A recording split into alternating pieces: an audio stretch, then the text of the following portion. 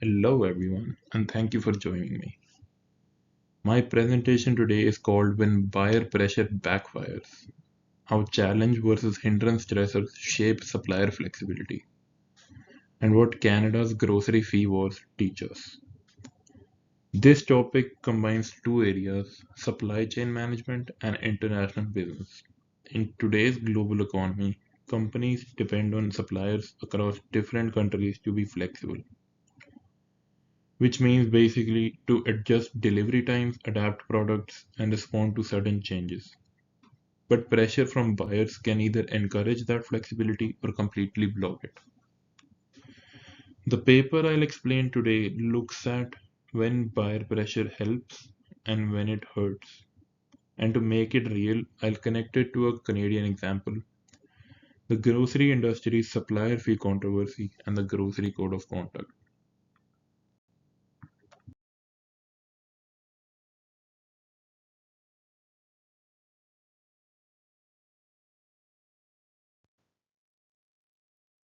This paper asks, how do buyer imposed demands influence supplier flexibility?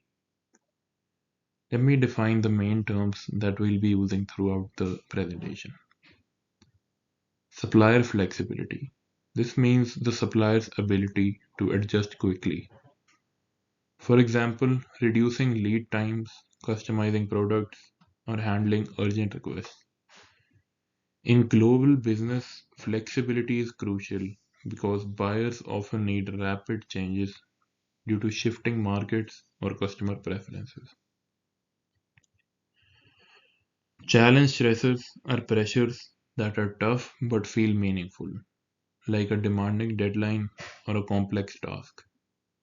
These pressures can motivate effort because they're linked to growth or achievement.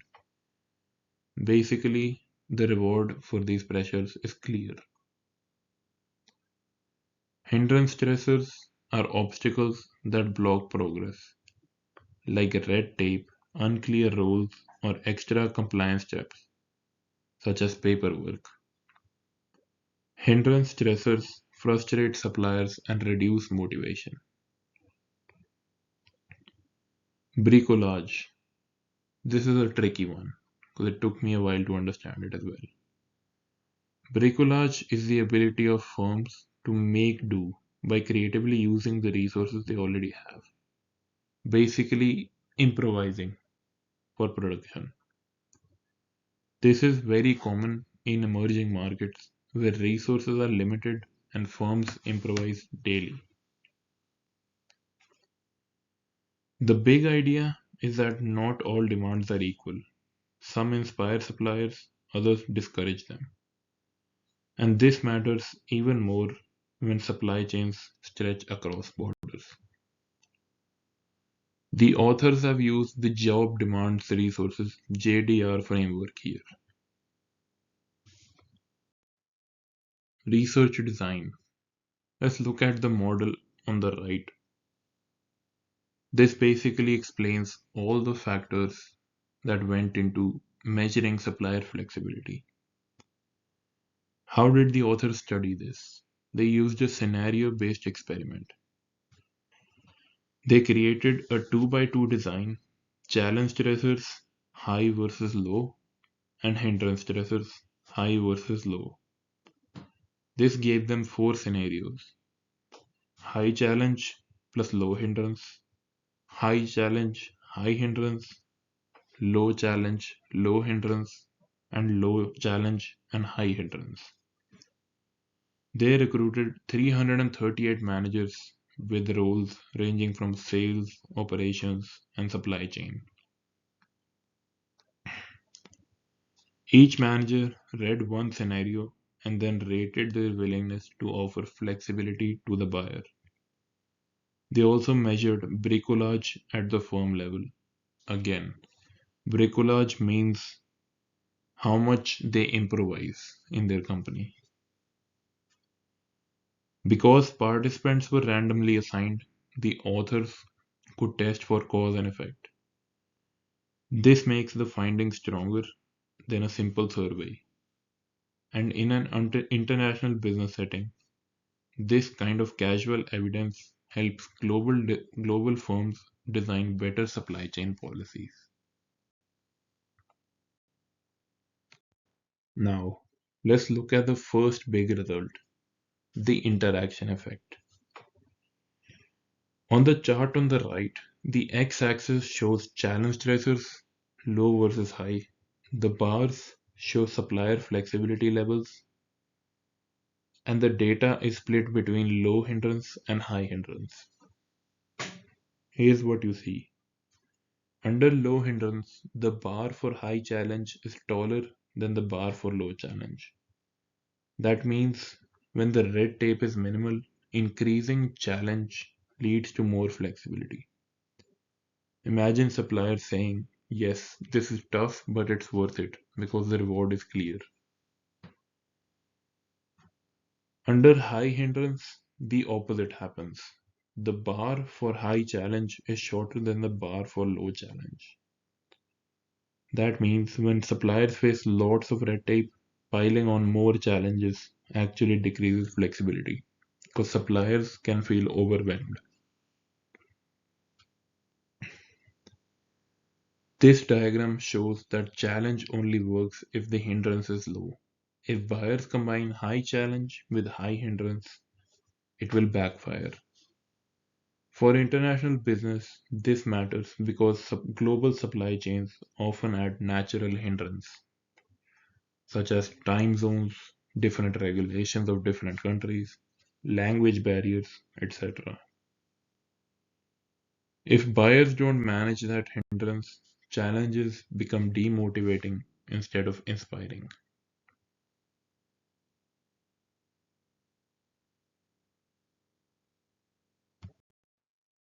Bricolage flips the effect.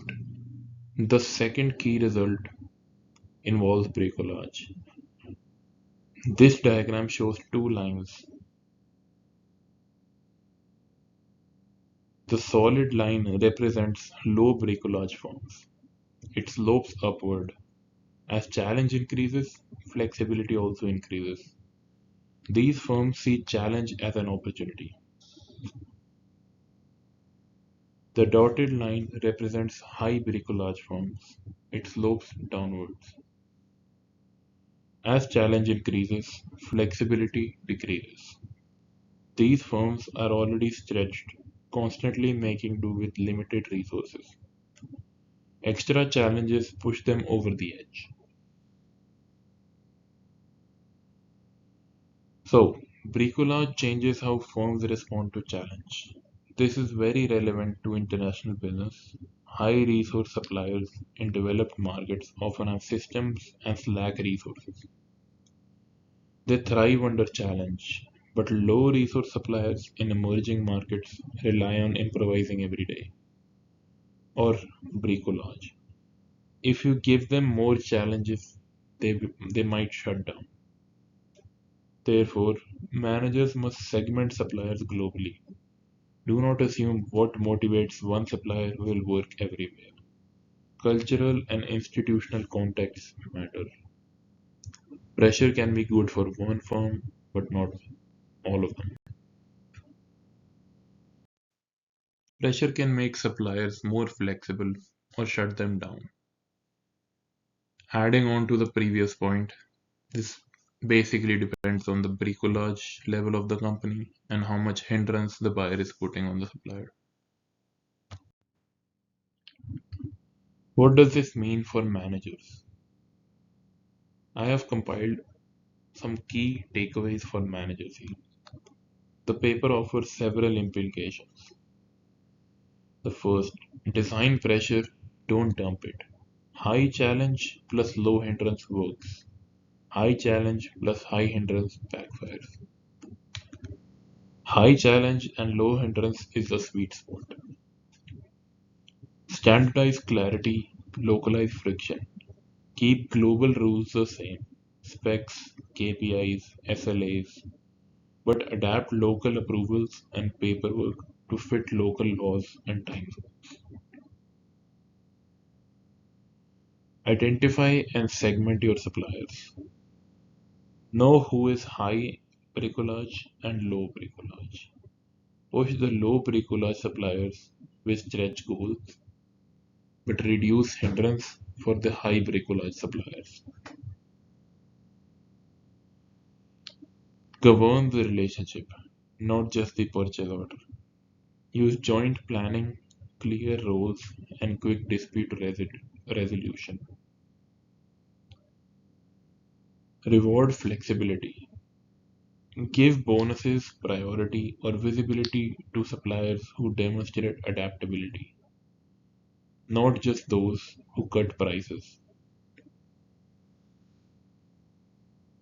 In an international business setting, these practices will help firms manage diverse suppliers across borders and make pressure productive instead of destructive. So, this is the case we'll be using in this presentation. In 2020, Canada's grocery supplier fee controversy between Loblaw and Walmart Canada. Industry moved to a grocery code of conduct. The main players in this case are obviously Loblaw and Walmart, but the whole grocery industry is affected by this. Costco, Sobeys, and more people were affected by this. So let's get on with the case. What actually happened? In 2020, Loblaw and Walmart Canada announced new supplier fees to cover e-commerce and renovation investments. Suppliers criticized these fees as unfair and burdensome. Instead of motivating suppliers to support growth, the fees reduced flexibility. Suppliers felt overwhelmed and angry. This is a classic example of hindrance stressors in practice. The backlash sparked a multi-year push for a grocery code of conduct to set fairer rules between retailers and suppliers. By 2024, Walmart and Costco agreed to sign the code, following soon with other players like Loblaws, Sobeys, etc. The full rollout for the Grocery Code of Conduct is expected in 2026. This Canadian case shows exactly how buyer practices can trigger systemic reforms when they push too much hindrance.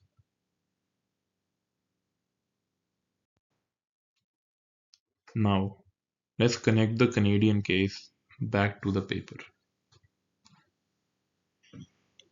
The retailers wanted supplier to support their e-commerce growth. This was a challenge stressor, which would have been good if there was less hindrance.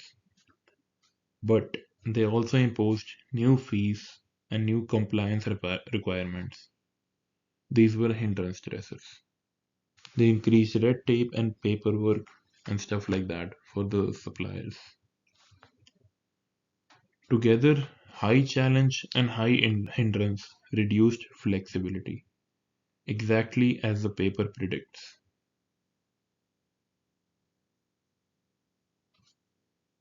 The Grocery Code of Conduct acts as a corrective measure. It aims to reduce hindrance, and by reducing hindrance, it allows challenge stressors like ambitious sales targets to work as intended.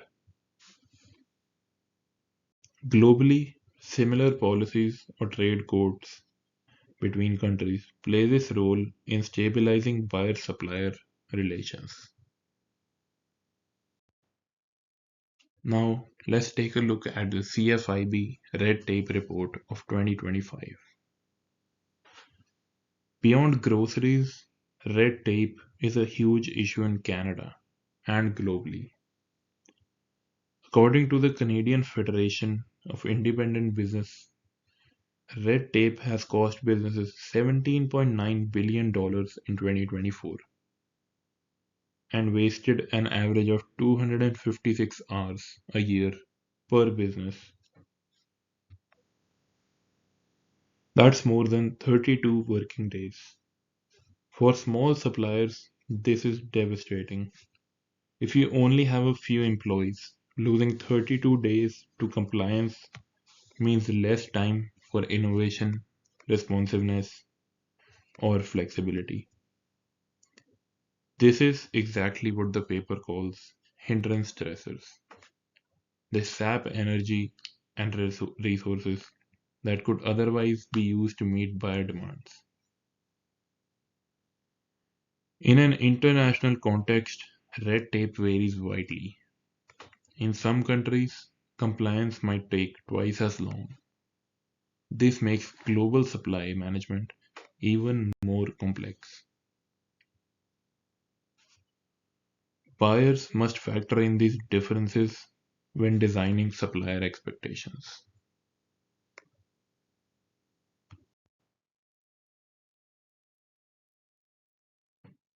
Now, let's get into the conclusion.